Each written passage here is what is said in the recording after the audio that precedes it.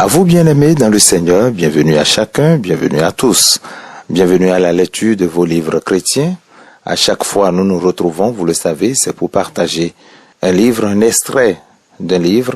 Et le livre que nous lisons actuellement est intitulé Gagneur d'âme. C'est un livre de l'évangéliste T.L. Osborne.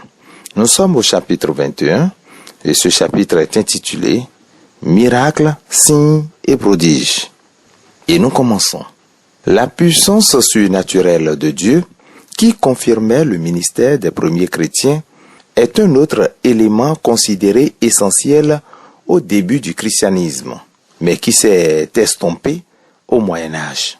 Excepté quelques rares occasions, la puissance miraculeuse de Dieu n'a repris sa place légitime dans le ministère chrétien qu'au début du XXe siècle. La Bible parle de Jésus de Nazareth, à qui Dieu a rendu témoignage par les miracles, les prodiges et les signes qu'il a opérés par lui. Acte 2, 22. Sans validation surnaturelle du message de Christ, il est difficile de faire accepter aux inconvertis qu'il est vivant aujourd'hui et que le christianisme se distingue donc d'autres religions.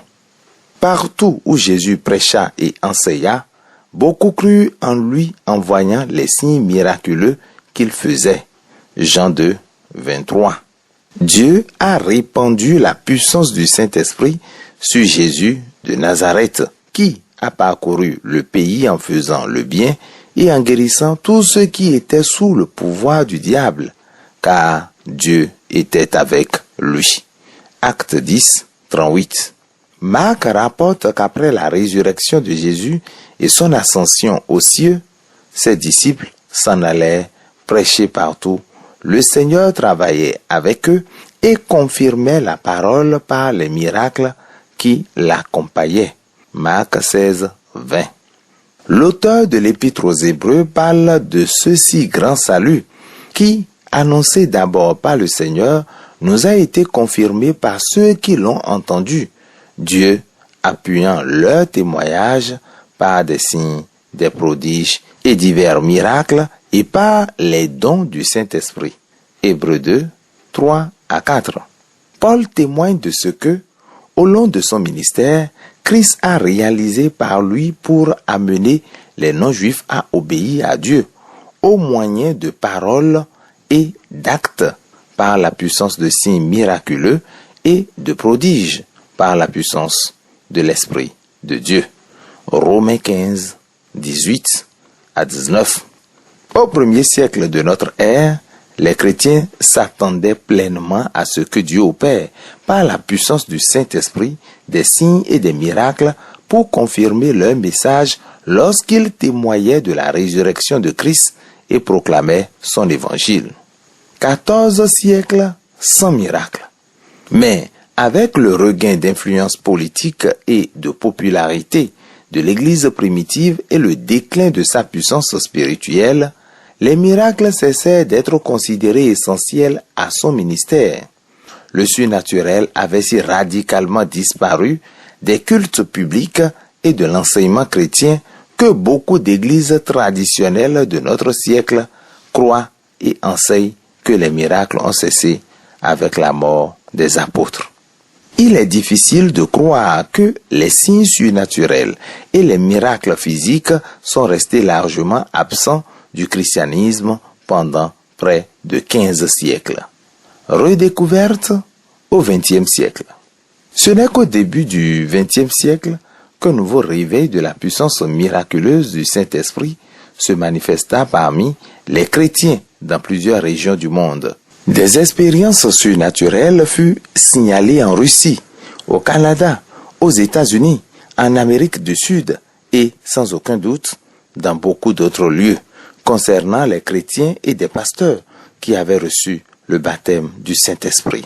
En 1944, alors que nous étions pasteurs de l'église Montavilla Tabernacle à Portland, en Oregon, un prédicateur méthodiste, âgé de 75 ans, la fréquentait. Il nous raconta qu'en 1895, lui et un groupe de son église priaient en Virginie de l'Ouest. Voici ce qu'il nous dit. Nous étions en train de prier Dieu lorsque, tout à coup, un vent violent se fit sentir dans la pièce où nous étions assemblés. Très étonnés, nous avons remarqué des petites flammes qui dansaient sur les têtes de ceux qui priaient. Frappés d'extase par ces événements, nous nous sommes retrouvés en train de louer Dieu, mais dans d'étranges langues que personne ne comprenait. Nous nous rendions compte que nous avons été baptisés du Saint-Esprit comme au jour de la Pentecôte, et nous en sommes restés abasourdis. Ces effusions puissantes étaient accompagnées de miracles, de signes de prodiges. Les dons de l'Esprit, comme exposés par l'apôtre Paul aux croyants de Corinthe, ont commencé à s'exercer avec une redécouverte de la puissance de Christ pour guérir les malades et accomplir des miracles. Romains 15, 18 à 19, Hébreux 2, 3 à 4. Miracles et guérison, clé du succès. Le directeur d'une coalition de 28 associations religieuses chrétiennes en Inde explique que leur succès dans l'implantation de plus de 500 églises par mois est largement dû aux guérisons surnaturelles et aux miracles, confirmant la présence et les bénédictions de Dieu sur leurs efforts. Daisy et moi avons vu de nos yeux la puissance de l'efficacité de l'Évangile accompagnée de miracles. Nous l'avons fait ensemble dans 73 pays, parmi les peuples appartenant à la plupart des grandes religions non chrétiennes du monde, durant plus d'un demi-siècle. Voir chapitre 16. Depuis le décès de ma femme, j'ai continué ce ministère dans bien d'autres pays. Optique Nouveau Testament. Pour témoigner de l'évangile que Christ a ordonné à ses disciples de proclamer au monde, j'ai organisé un répertoire de citations bibliques afin d'encourager les pasteurs et les chrétiens qui croient que Jésus-Christ est le même aujourd'hui. Nous témoignons que tout ce que Jésus a commencé de faire et d'enseigner jusqu'au jour où il fut enlevé, acte 1, 1 à 2, est toujours la volonté de Dieu pour aujourd'hui. Nous sommes convaincus qu'il est le oui qui confirme toutes les promesses de Dieu. 2 Corinthiens 1, 20. Car la promesse est pour vous, pour vos enfants et pour tous ceux qui sont au loin, en aussi grand nombre que le Seigneur notre Dieu les appellera. Acte 2, 39. Comme l'enseigne l'évangile qui nous a été confié et qui révèle la gloire de Dieu, Jésus-Christ est venu dans le monde pour sauver les pécheurs. Car la mort de Christ sur la croix nous a donné la paix avec Dieu par son sang. Il a fait de nous ses amis et il a fait par la mort sur la croix de son propre corps humain. Et maintenant, nous nous tenons donc devant Dieu sans aucune condamnation, à la seule condition de pleinement croire la vérité et d'être convaincu que Christ est mort pour nous. Colossiens 1, 28 à 29. Christ nous a envoyé annoncer l'évangile et cela sans la sagesse du langage, afin que la croix de Christ ne soit pas rendue vaine. Car la prédication de la croix est une folie pour ceux qui périssent, mais pour nous qui sommes sauvés, elle est une puissance de Dieu. 1 Corinthiens 1, 17. Nous croyons que autrefois Dieu a parlé à nos ancêtres à maintes reprises et de plusieurs manières par les prophètes. Mais maintenant, à la fin des temps, il nous a parlé par son Fils, sur qui il a répandu la puissance du Saint-Esprit et qui a parcouru le pays en faisant le bien et en guérissant tout ce qui était sous le pouvoir du diable. Ce Jésus de Nazareth était un homme dont Dieu vous a démontré l'autorité en accomplissant par lui toutes sortes de miracles et de signes prodigieux au milieu de vous. Et il a promis, voici, je suis avec vous tous les jours jusqu'à la fin du monde. Matthieu 28, 20. Je ne te délaisserai pas et je ne t'abandonnerai pas. Hébreux 13, le verset 5.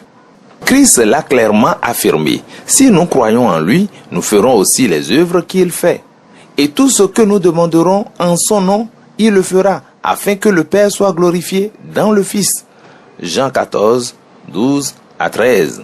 C'est pourquoi nous pouvons nous approcher de Dieu avec une ferme assurance, parce que nous sommes certains que si nous demandons une chose conforme à sa volonté, à sa parole de promesse, il nous écoute.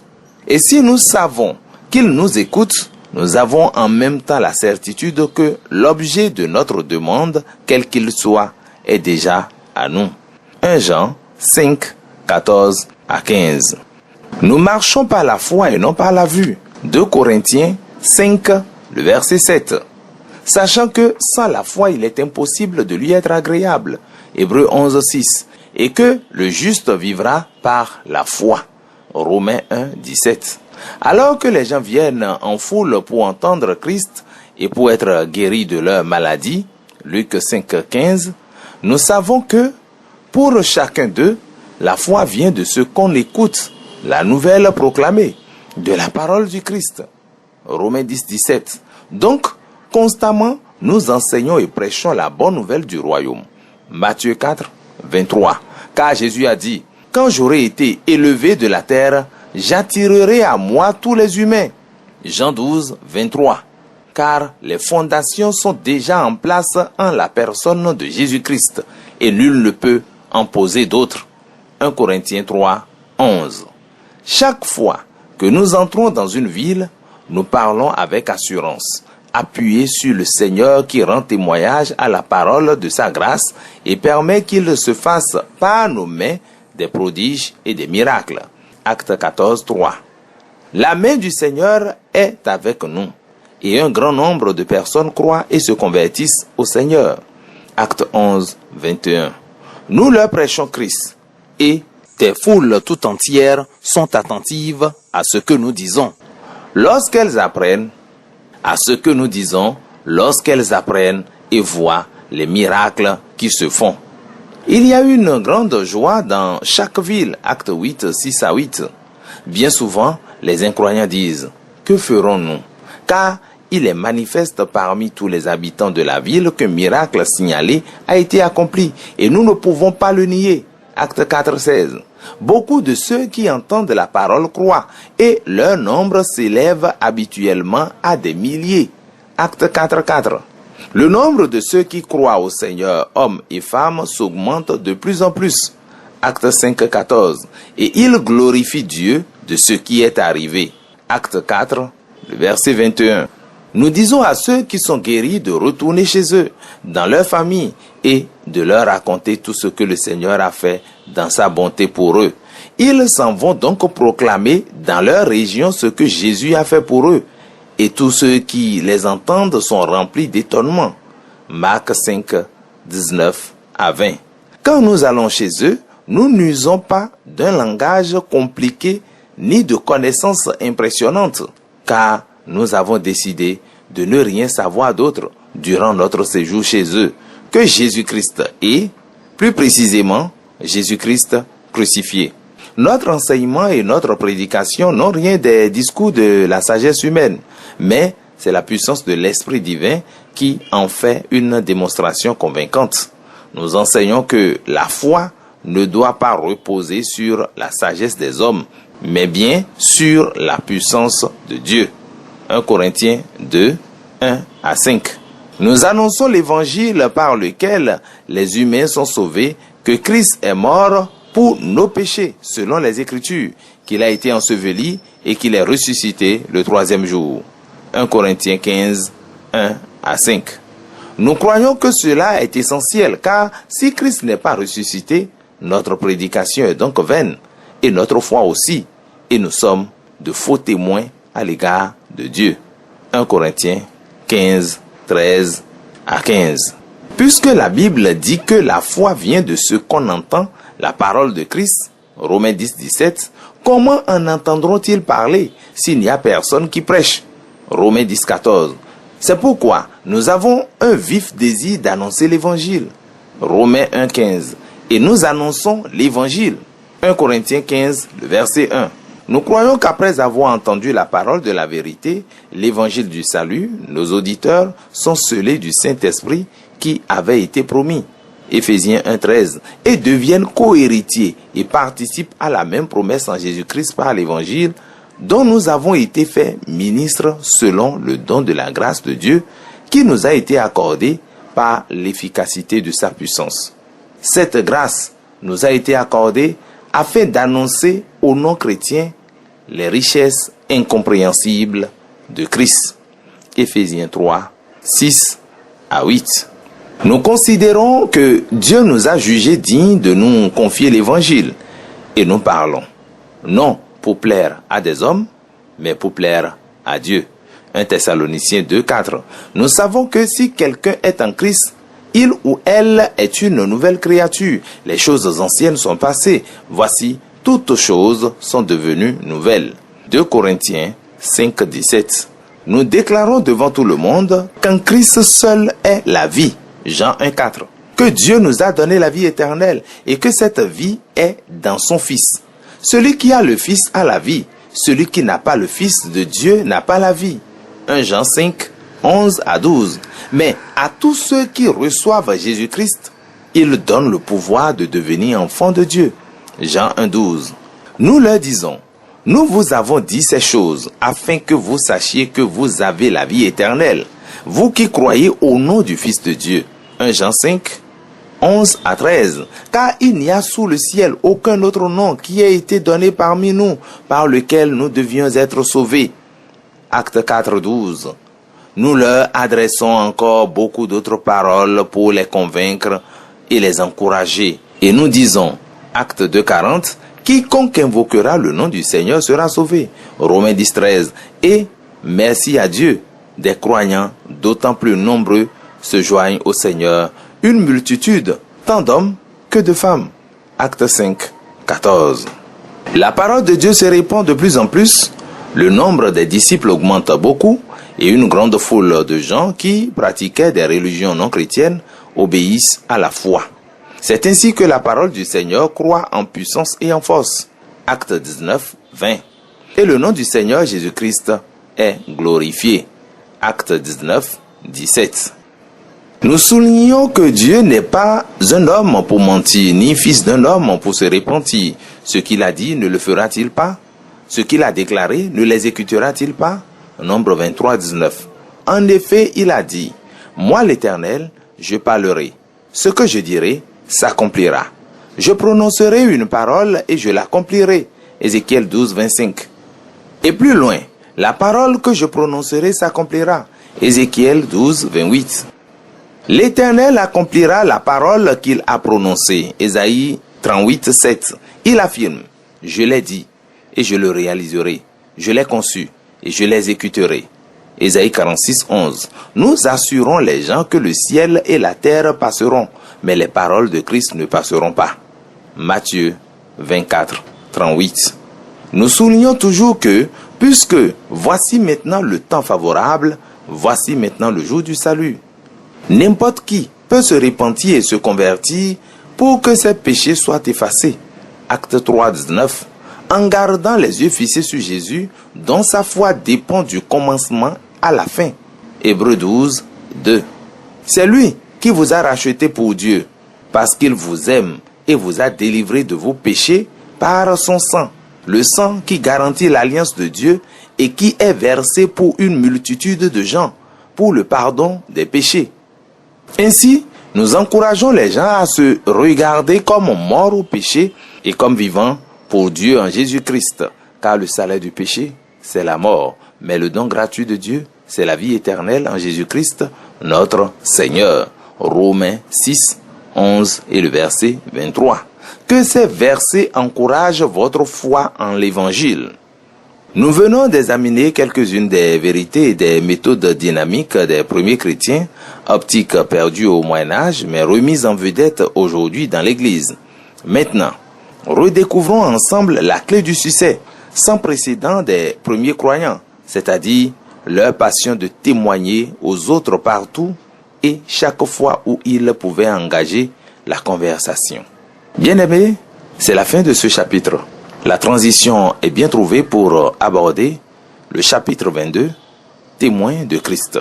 Nous n'allons pas l'aborder aujourd'hui, nous allons en parler dès demain. Chapitre 22, témoin de Christ. Gardez votre position d'écoute, c'est pour demain. Merci de nous avoir suivis. Portez-vous bien. À demain donc. Jésus est Seigneur.